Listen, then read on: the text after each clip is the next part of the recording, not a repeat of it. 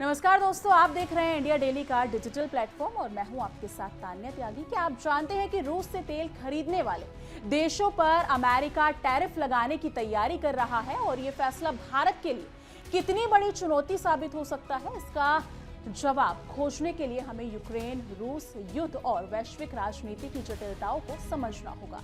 खास बात यह है कि यूक्रेन के राष्ट्रपति वोलोदिमीर ज़ेलेंस्की ने इस आर्थिक दबाव का समर्थन किया है, जिसमें उन्होंने सीधे तौर पर भारत जैसे देश भी शामिल कर दिए हैं। जी हाँ, आइए विस्तार से जानते हैं कि ये सब क्या है और भारत की क्या स्थिति है। सबसे पहले ये जानना जरूरी है कि फरवरी 2022 में रूस ने यूक्रेन पर हमला किया था।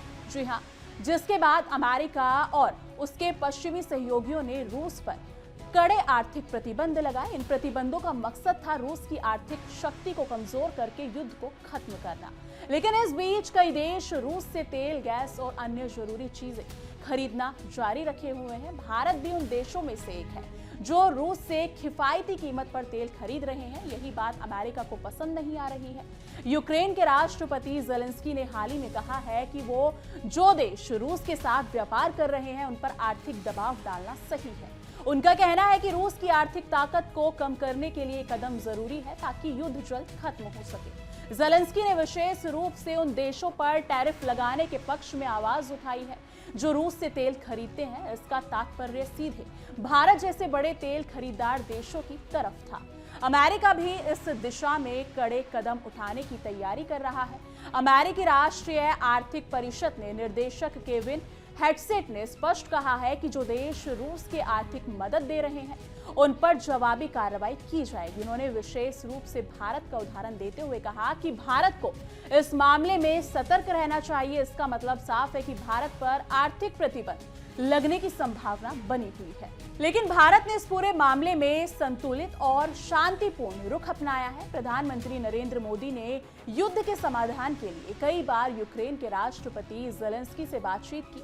मोदी ने कहा कि भारत हमेशा से युद्ध के शांतिपूर्ण समाधान का समर्थन करता है और इस दिशा में हर संभव योगदान देने के लिए तैयार है।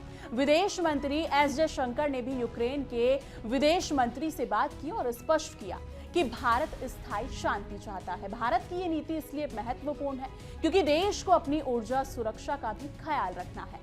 रूस से सस्ता तेल खरीदकर भारत अपनी तेल आयात लागत को कम करने में सफल रहा है। लेकिन अगर अमेरिका टैरिफ या प्रतिबंध लगाता है तो भारत को महंगे तेल के लिए और अधिक भुगतान करना पड़ सकता है, जिससे देश की अर्थव्यवस्था पर दबाव बढ़ेगा। इसके साथ ही भारत के वैश्विक व्यापार और निवेश पर भी इसका असर पड़ेगा। ये भारत के लिए एक बड़ी चुनौती है। एक तरफ भारत को अमेरिका और पश्चिमी देशों के साथ अच्छे रिश्ते बनाए रखने हैं तो दूसरी तरफ रूस के साथ भी अपनी रणनीतिक साझेदारी बनाए रखनी है। ये संतुलन बनाना आसान नहीं होगा, लेकिन भारत की विदेश नीति की मजबूती इस पर निर्भर करती है।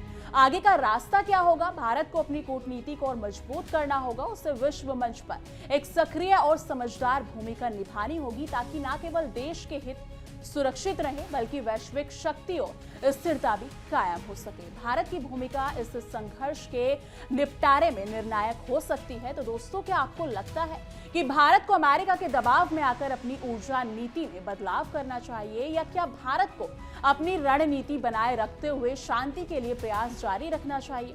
आपके क्या विचार हैं? नीचे कमेंट सेक्शन में जरूर साझा कीजिएगा।